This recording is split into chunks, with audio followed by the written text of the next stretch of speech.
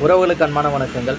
காரில் கூடுதல் ஆட்களை ஏற்றி விபத்து உண்டானால் இழப்பீடு கோர முடியுமா? இது தொடர்பாக இமாச்சல் பிரதேஷ் உயர்நீதிமன்றம் United India insurance company versus Sita Devi என்ற வழக்கில் தீர்ப்பளித்திருக்கிறது. இந்த வழக்கில் காரில் கூடுதலாக ஒரு நபரை ஏற்றிச் சென்று அதனால் விபத்து ஏற்பட்டு அதில் சென்றவர்களில் 2 நபர்கள் இறந்துவிட்டனர். அதனைத் தொடர்ந்து தீர்ப்பாயத்திலே அவர்கள் இழப்பீடு கேட்டு வழக்கு தொடர்ந்தனர். தீர்ப்பாயமும் அவர்களுக்கு அந்த இழப்பீட்டை வழங்கியது. இதனை எதிர்த்து யுனைடெட் இந்தியா இன்சூரன்ஸ் கம்பெனியானது காரில் 5 நபர்கள் ஏறக்கூடியதாக இருக்கின்ற பொழுது அதில் 6வதாக கூடுதலாக ஒரு நபரை ஏற்றி காரில் அதிக சுமை ஏற்றியதால் தான் அந்த விபத்து ஏற்பட்டது. ஆகவே அவர்கள் காப்பீட்டு விதிமுறைகளை அவர் மீறியதால் அவர்கள் இழப்பீடு கோர முடியாது என்று சொல்லி அது எதிர்வாதத்தை வைத்தது. ஆனால் நீதிமன்றமானது காரில் கூடுதலாக ஒரு நபரை ஏற்றியதால் தான் அது விபத்து ஏற்பட்டது, அதனால் தான் அந்த பாலிசினுடைய விதிகளை மீறியது என்பதை ஏற்க முடியாது என்று சொல்லி இந்த காப்பீட்டு நிறுவனமானது அந்த இழப்பீடு கோரியவர்களுக்கு தகுந்த இழப்பீட்டை